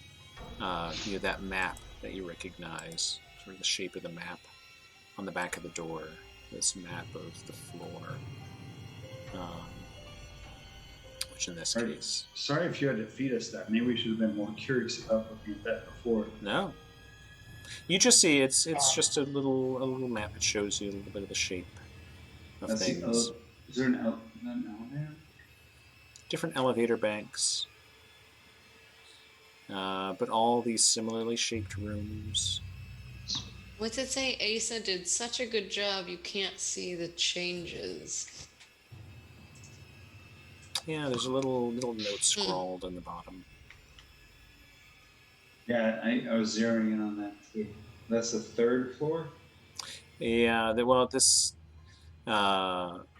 in this case, yeah, we'll say it reads the 6th floor. It should read the 6th floor guest room plan. This little note at the bottom. Asa did such a good job. You can't see the changes. In the blue pen. I'm like, maybe we do smash this bottle after all.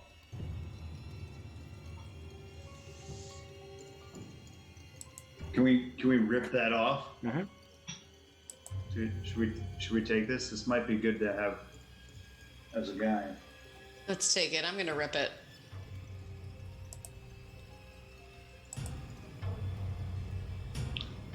Sorry, I don't see it for some reason. What are we looking at? There should be a new image that pops up. Yeah. Okay. Map on the door. Yep, I'm gonna know. All right, so And it's supposed to be mostly illegible, right? yeah. All right. Just wondering if my eyes are getting. No. I mean, it's mostly illegible. Yeah. You can't Illegible. read every last detail on the map. There's a little X where it says Charlie dies here. Yeah. R.I.P. Charlie. So we'll say. So what are you going to do with your bottles? Okay, so we're gathering them up and right. Mm-hmm. Yep, I'm taking them with us. All right. Back to Elmer. Just, yeah, I guess so. He said he'd know when we'd done it, so. Oh yeah, we're gonna go get on the elevator. Or go back to the room. Yeah. What are you? Sorry. So are we still on the 6th floor? Yeah. You appear to be right across the hallway from your rooms.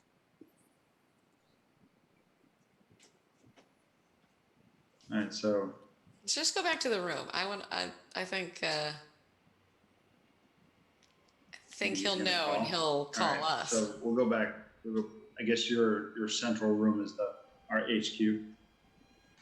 Sure. Yeah. Is it currently the least creepy room? Absolutely. It's, Momentarily. yeah, exactly. Sorry, I just jinxed your room. Yep. It's super creepy now. You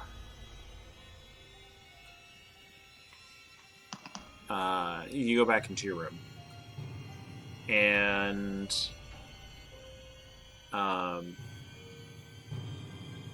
You're waiting there for a moment, and the phone does ring.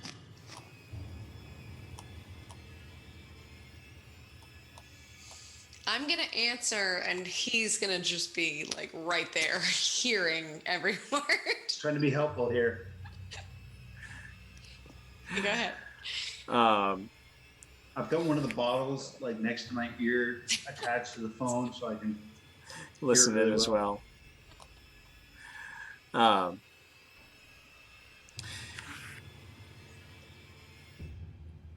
understand it's done.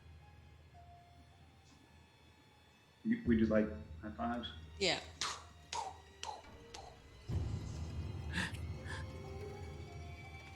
Well, I promised you, you do me my favor, I do you a favor. Is that right? That's right, Elmer. That's right. I can't spend another day with those assholes haunting around here. I don't care what you do with them, but they are not to be given those bottles. Smash them, hide them, whatever you do. Take them with you. All right, you hear me? Ask him what happens if we smash the bottles. Elmer, what happens if one were to smash the bottles?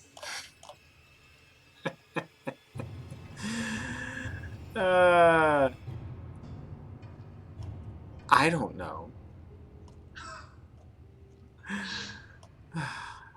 I wish I knew. I wish I knew. Should we have smashed the bottle maker, the lathe? Would that improve things? Improve things?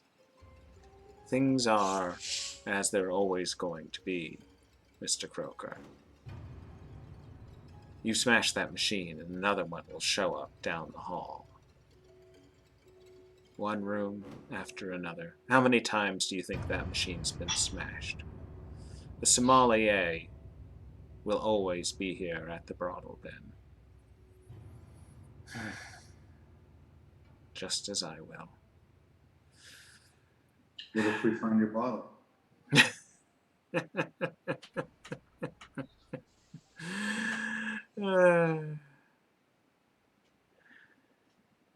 If you go to the elevator now, Charlie will take you to the basement.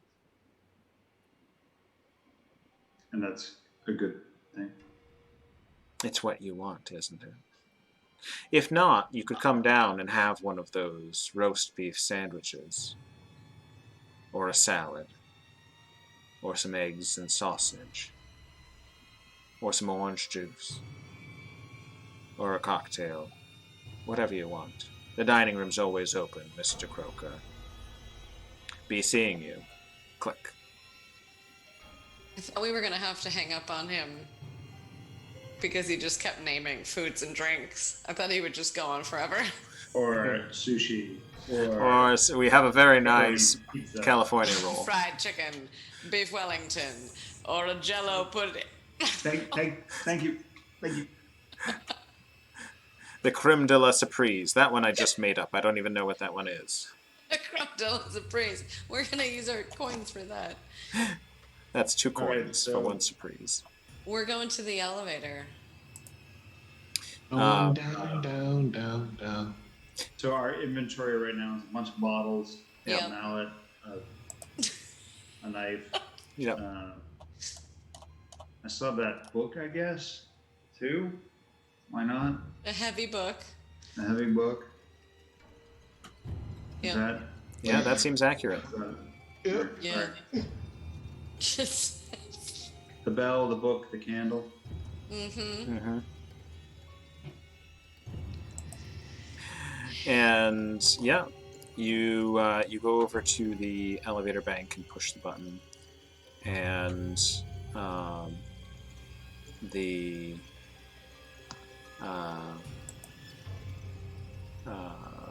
takes a minute or two, but then the door pulls open. Charlie's inside. Going down? All the way. Very well. And he ushers you in, slams the door. Practice motion, pull back, pull forward, pull back, press down. And you begin to travel down into the depths of the brothel bin. And we'll go ahead and leave it there for tonight. Traveling to the basement of the hotel brothel bin. Yeesh. So Charlie doesn't say anything when we've got like our sack of stuff and the mallet and he's in his uniform. There is a weight limit on this elevator, sir. It's only... You have to take the stairs. Yeah. Good luck. He's like, you have to at least drop off that heavy book. It is It's putting us awfully over the heavy book. limit. Becoming encumbered. Oh my goodness. Good stuff. Okay. So, so Chris, I will say, change your name back on Zoom. Oh, you were just I was going to say, and take Burby down off the. Actually, it would be freeing to be like, this is who I am.